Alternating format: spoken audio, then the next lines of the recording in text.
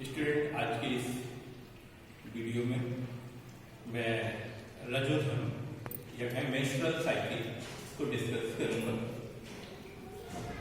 स्त्रियों में जो मेंस्ट्रुअल साइकिल होती है जिसे मासिक धर्म, रजोधर्म, मासिक चक्र अथवा आर्तव चक्र आदि नामों से जाना जाता है। यह स्त्रियों में अंड जनन के दौरान उनके गर्भाशय तथा अंडाशयों में होने वाली एक चक्रीय जनन श्रृंखला होती, जिसमें महिला के अंडाशयों एवं गर्भाशयों में कुछ परिवर्तन होते हैं। साथ ही ये परिवर्तन महिला के शरीर में हार्मोन्स के द्वारा होते हैं।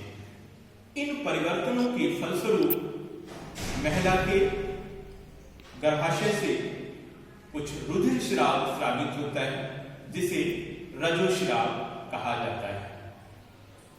और इस पूरी प्रक्रिया की जो अवधि होती है वो 28 दिन होती है। ये कह सकते हैं कि जो मासिक धर्म चक्र की अवधि होती है वो 28 दिन होती है। पूरे मासिक चक्र के दौरान एक अंडाणु का अंडोत्सर्ग होता है, या कहें कि एक अंडाशयों से एक अंडाणु का मोचन होता है।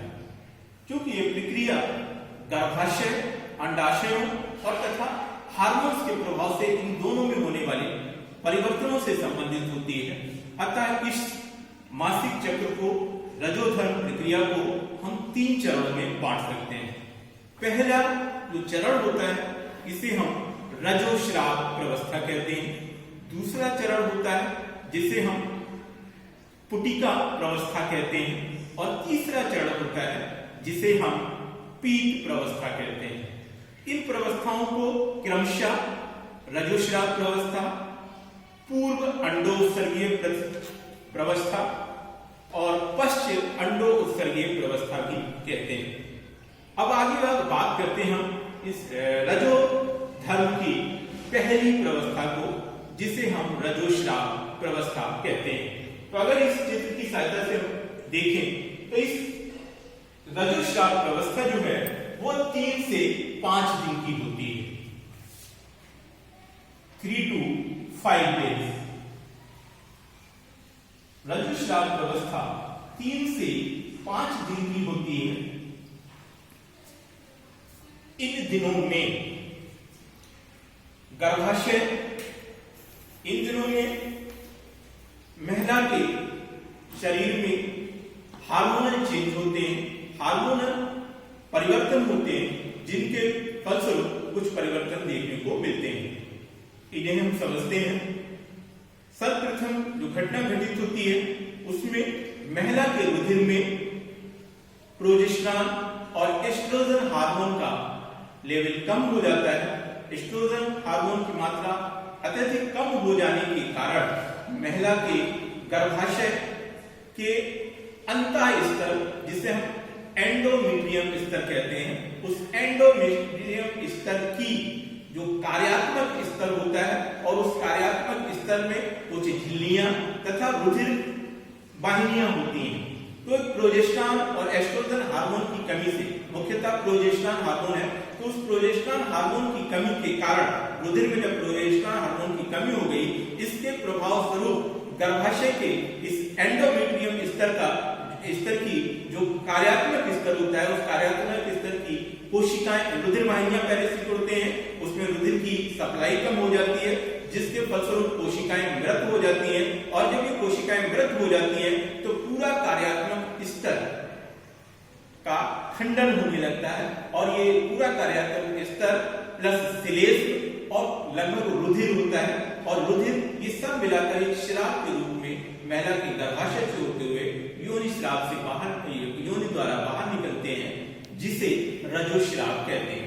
रजोस्राव के दौरान 100 से 150 ml तक रक्त जो है इस रजोस्राव के रूप में बाहर निकलता है। तो पहली प्रवस्था थी हमारी, जिसे हम ऋतुस्राव प्रवस्था कहते हैं, ये 3 से 5 दिन की होती है। और इस प्रवस्था में जो गर्भाशय में होने वाला परिवर्तन था वो मैंने बताया कि गर्भाशय में क्या परिवर्तन आता है। सबसे पहले महिला के रुधिर में प्रोजेस्टेरॉन हार्मोन की कमी हुई और उस प्रोजेस्टेरॉन तथा एस्ट्रोजन हार्मोन की कमी के फलस्वरूप उसके गर्भाशय में परिवर्तन होते हैं। क्या परिवर्तन होते हैं कि गर्भाशय में सबसे पहले उसकी रुधिर वाहिनियां सिकुड़ती हैं। दूसरा परिवर्तन हुआ जब रुधिर की सप्लाई रुकी तो उसकी जो कोशिकाएं होती हैं एंडोमेट्रियम स्तर की, अंता स्तर की गर्भाशय की, उसकी कोशिकाएं मृत होने लगती हैं। तीसरा परिवर्तन होता है सभी कोशिकाएं या कहें कि पूरा स्तर ही मृत होकर खंडित होने लगता है और वो वहां से हटने लगता है अपनी जगह से, और जिसमें कि रुधिर वाहिनियां हैं, रुधिर है और मृत कोशिकाएं, ये सब पदार्थ एक तरल के रूप में बाहर निकलता है, जिसे ऋतुस्राव कहते हैं। ये तो हुए गर्भाशय में होने वाले परिवर्तन। इसके साथ ही अंडाशय में भी परिवर्तन हो रहे होते हैं। अंडाशय में क्या मुख्य परिवर्तन होता है कि अंडाशय में उस समय प्रथम पुटिका अवस्था की पुटिकाएं होती हैं, जिन्हें हम प्रथम पुटिका कहते हैं। उन प्रथम पुटिका में हार्मोन के प्रभाव से उनमें वृद्धि होने लगती है। इसके पश्चात 3 से 5 दिन के अंतर्गत ये प्रवस्था पूर्ण होती है। इसके पश्चात 6ठे दिन से 14वें दिन तक दूसरी प्रवस्था शुरू होती है, जिसे हम पुटक प्रवस्था कहते हैं। इस पुटक प्रवस्था को हम पूर्व अंडो उत्सर्गीय प्रवस्था भी कहते हैं, जिसे इंग्लिश में प्री ओवुलेटरी फेज कहा जाता है। इस प्रवस्था में जो मुख्य क्रिया घटित होती है, मुख्य घटना घटित होती है, इस मुख्य घटना जो घटित है इस क्रिया की, इसमें क्या होता है कि जो एक वृद्धिशील जो पुटिका थी, जिसे हम प्रथम पुटिका कहते हैं, वो द्वितीय पुटिका में बदलती है और द्वितीय पुटिका एक परिपक्व पुटिका में बदलती है, जिसे ग्रेफियन पुटिका कहते हैं। और इसके पश्चात ग्रेफियन पुटिका फटती है और उससे द्वितीय अंडक कोशिका बाहर निकलती है। तो ये इस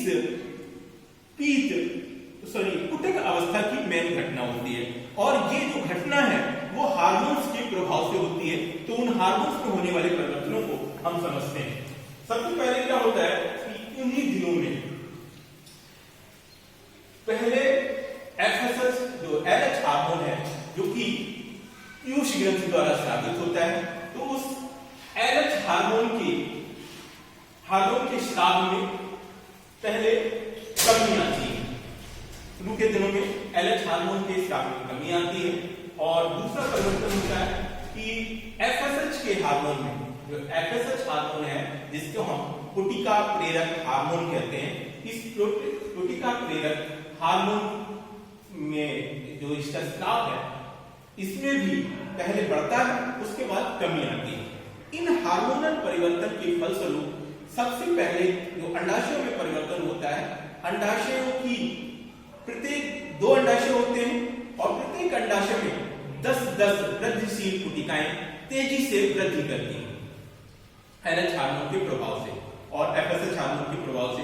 तो जो 10-10 पुटिकाएं हैं, उन्होंने तेजी से वृद्धि की और ये पुटिका पहले में प्रथम पुटिका अवस्था की रहती है, वृद्धि करके ये पुटिकाएं हैं द्वितीय पुटिका अवस्था में चली जाती है। इसके पश्चात इन 20 पुटिकाओं में से कोई एक पुटिका जिसका विकास आगे से बहुत तेजी से होता है, वो पुटिका इनहिबिन हार्मोन का स्रावण करती है। और ये जो उस पुटिका द्वारा जो वृद्धिशील द्वितीय पुटिका थी, जिसका विकास सबसे तेजी हुआ, उससे इनहिबिन हार्मोन स्रावित होता है और वो इनहिबिन हार्मोन शेष 19 पुटिकाओं की वृद्धि को बाधित कर देता है।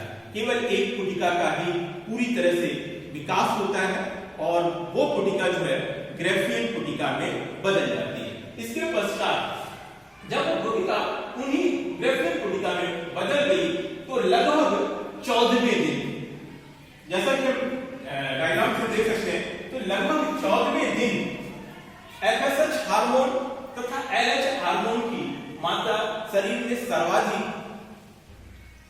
होती है, सर्वाधिक उत्सर्जित हो रही होती है। तो उस दिन 14वें दिन एलएच हार्मोन के प्रभाव से जो ग्रेफियन पुटिका है, जो परिपक्व पुटिका है, वो पुटिका फट जाती है और पुटिका फटने पर उस पुटिका के अंदर से द्वितीयक अंडक कोशिका बाहर निकलती है, जो कि फैलोपियन नलिकाओं में प्रवेश कर जाती है और फटा हुआ भाग एक ग्रंथि के रूप में शेष बचता है। उस एक फटा हुआ भाग एक ग्रंथि बना लेता है, जिसे हम पीत ग्रंथि अथवा कार्पस ल्यूटियम कहते हैं। इसी के साथ ये जो द्वितीय व्यवस्था थी, जिसे हम पुटिका व्यवस्था कहते हैं, ये पूर्ण होती है। इसके पश्चात तीसरी व्यवस्था आती है। इस व्यवस्था को हम पीत व्यवस्था कहते हैं। पीत व्यवस्था, इस व्यवस्था में भी 3 मुख्य परिवर्तन होते हैं। पहला परिवर्तन सबसे पहले हार्मोनल परिवर्तन है और हार्मोनल परिवर्तन के फलस्वरूप जो फटी हुई पुटिका थी उसमें परिवर्तन होता है और उन परिवर्तनों के फलस्वरूप गर्भाशय में भी परिवर्तन होते हैं, जिसे हम पल बाय पल समझेंगे। तो सबसे पहले जो पीत व्यवस्था है, इसकी अवधि जो है वो 15वें दिन से लेकर 29वें दिन तक की इसकी अवधि होती है। दूसरी बात, इस जैसा कि हम डायग्राम में देख रहे हैं कि इस अवस्था के दौरान मासिक चक्र के 15वें दिन से 29वें दिन के दौरान क्या होता है कि LH हार्मोन का जो स्राव है वो धीरे धीरे कम होने लगता है और साथ ही FSH हार्मोन का भी स्राव जो है लगभग 1 सप्ताह तक उसकी मात्रा में कमी आती है। ये तो हुआ हार्मोनल चेंज कि LH हार्मोन जो ल्यूटिनाइजिंग हार्मोन है, जो उससे पिट्यूटरी ग्रंथि से निकलता है, उस हार्मोन के स्राव में कमी आती है और साथ ही दूसरा हार्मोन जो है, जिसे हम LH के हार्मोन से कमी है और जो FSH हार्मोन है वो 14वें दिन से 21वें दिन तक उसकी मात्रा में कमी आती है। लेकिन उसके पश्चात आगे की घटना क्या होगी इस पर निर्भर रहता है उसका। तो 2 घटनाएं हुई, LH के हार्मोन पे एकदम से पहले से कमी और दूसरी घटना है कि लगभग पहले सप्ताह के लिए 15 से 21 दिन के लिए जो FSH हार्मोन है, उस FSH हार्मोन की मात्रा में भी कमी होती है। अब इसके फलस्वरूप परिवर्तन होते हैं, किसमें होंगे? एक जो फटी हुई पुटिका उसमें भी परिवर्तन होते हैं और दूसरी जो गर्भाशय है उसमें परिवर्तन होते हैं। तो सबसे पहले हम फटी हुई पुटिका के परिवर्तन को समझते हैं। FSH हार्मोन के प्रभाव से LH कम हो गया, FSH की मात्रा 1 सप्ताह तक कम हुई और जो फटी हुई ग्रंथि है वो आपस में जुड़ जाती है, फटी हुई ग्रंथि, और उसकी जो कोशिकाएं हो जाती हैं, कोशिकाएं हैं वो स्रावी कोशिका में परिवर्तित हो जाती हैं और स्रावी कोशिकाओं में परिवर्तित होने के कारण फटी हुई पुटिका के जो फटे हुए सिरे हैं वो बंद हो जाते हैं और ये ग्रंथि के रूप में परिवर्तित हो जाती है और इस ग्रंथि को हम पीत ग्रंथि अथवा कार्पस ल्यूटियम कहते हैं। ये कार्पस ल्यूटियम ग्रंथि प्रोजेस्टेरॉन तथा एस्ट्रोजन हार्मोन का स्राव करने लगती है। जाहिर सी बात है कि पुटिका फट चुकी है, लेकिन पुटिका का फटा हुआ भाग अंडाशय की सतह से ही जुड़ा रहता है, केवल द्वितीयक अंडक कोशिका ही निकलकर अंडवाहिनी से जाती है। तो जो कार्पस ल्यूटियम बन गई, फटी हुई पुटिका का शेष भाग कार्पस ल्यूटियम बन गया। वो कार्पस ल्यूटियम जो है प्रोजेस्टेरॉन तथा एस्ट्रोजन हार्मोन का स्राव करता है। अब इस प्रोजेस्टेरॉन तथा एस्ट्रोजन हार्मोन की मात्रा रुधिर में बढ़ने के कारण गर्भाशय में परिवर्तन आते हैं। क्या परिवर्तन आते हैं कि गर्भाशय की जो एंडोमेट्रियम थी, अंतः स्तर था, उसकी अंतः स्तर की मोटाई में वृद्धि होने लगती है, एंडोमेट्रियम की स्तर में वृद्धि होने लगती है। दूसरा परिवर्तन आता है कि जो एंडोमेट्रियम स्तर है उसमें ग्लाइकोजन का संचय होने लगता है। तीसरा परिवर्तन क्या होता है कि जो आगे के लिए, क्योंकि हमें पहले ही पता है, जैसा कि हम जानते हैं कि गर्भाशय में ही भ्रूण का रोपण होता है और भ्रूण का रोपण होता है तो उसके पूर्व गर्भाशय में कुछ तैयारियां होती हैं गर्भाशय की अंतःवृत्ति में। तो अगर जब द्वितीयक अंडक कोशिका जो निकल करके पुटिका से फटी, निकल करके डिंब वाहिनी में प्रवेश कर गई और डिंब वाहिनी में प्रवेश करने के पश्चात यदि उसका डिंब वाहिनी के अंदर, फैलोपियन नलिका के अंदर निषेचन हो जाता है, अगर उसका निषेचन हो जाएगा तो निषेचन होने के पश्चात डिंब वाहिनी से होती हुई वो नलिका गर्भाशय में आती है और गर्भाशय में आने के पश्चात उसे गर्भाशय की अंतःभित्ति के साथ आरोपित होना होता है, आरोपित होती है। तो आरोपित होने के पश्चात वहां पर आंवल का विकास होता है। आंवल का विकास होने के पश्चात सगर्भता अथवा प्रेगनेंसी की स्थिति बनती है। तो इन गर्भाशय की इन परिस्थितियों को बनाने के लिए कि गर्भाशय में झिल्लियों का विकास हो जाए, उसकी अंतःभित्ति मोटी हो जाए और उसमें अपरा या आंवल का अच्छी तरह से विकास हो, इन परिवर्तनों को कार्पस ल्यूटियम द्वारा निकलने वाले प्रोजेस्टेरॉन तथा एस्ट्रोजन हार्मोन के द्वारा उत्प्रेरित किया जाता है, उद्दीपित किया जाता है। यदि द्वितीयक अंडक कोशिका निषेचित हो जाती है, तो द्वितीयक अंडक कोशिका अगर निषेचित हो जाती है तब वो फैलोपियन नलिका से होती हुई गर्भाशय में आती है और गर्भाशय के अंतः स्तर से रोपित होती है, उसमें जुड़ती है, उसके चारों ओर आंवल का विकास होता है और आंवल का विकास होने के पश्चात जब आंवल का विकास हो जाता है, इस समय तक आंवल का विकास होने तक कार्पस ल्यूटियम ग्रंथि रुधिर में प्रोजेस्टेरॉन तथा एस्ट्रोजन हार्मोन स्रावित करती रहती है। आंवल का विकास जब हो गया तो कुछ समय के पश्चात फिर आंवल से भी प्रोजेस्टेरॉन तथा एस्ट्रोजन हार्मोन स्रावित होने लगता है। जब आंवल से प्रोजेस्टेरॉन तथा एस्ट्रोजन हार्मोन स्रावित होने लगा तब धीरे धीरे ये कार्पस ल्यूटियम ग्रंथि जो है वो समाप्त हो जाती है। तो ये तो हुए यहाँ पे चिन्ह। अब इसके बाद यदि निषेचन नहीं हुआ, यदि उस पुटिका का निषेचन नहीं हुआ, तब क्या चिन्ह जाते हैं? तो जो द्वितीयक अंडक कोशिका अगर उसमें फैलोपियन नलिकाओं में है और अगर उसका निषेचन नहीं होता है, तब जो कार्पस ल्यूटियम थी वो कुछ दिनों तक, कुछ दिनों का मतलब केवल एक सप्ताह तक, लगभग एक सप्ताह तक प्रोजेस्टेरॉन तथा एस्ट्रोजन का हार्मोन करती रहती है और उसके बाद निषेचन एक सप्ताह के अंदर निषेचन नहीं होता है तो प्रोजेस्टेरॉन तथा एस्ट्रोजन का स्राव जो है वो प्रोजेस्टेरॉन तथा एस्ट्रोजन का स्राव फिर से एकदम कम हो जाता है।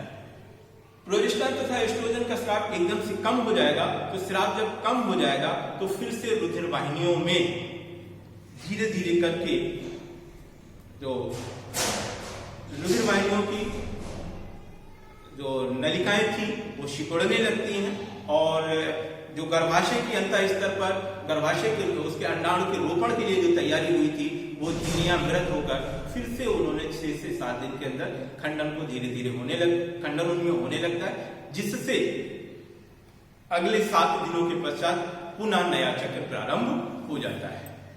इस तरह से ये रजोधर्म प्रक्रिया संपूर्ण होती है। महिलाओं में लगभग 50 वर्ष के पश्चात ये माहवारी चक्र बंद हो जाता है, रजोधर्म की प्रक्रिया बंद हो जाती है और वो प्रक्रिया हार्मोनल परिवर्तन के कारण होती है। तब इसे हम रजोनिवृत्ति अथवा मीनोपॉज कहते हैं। Thank you.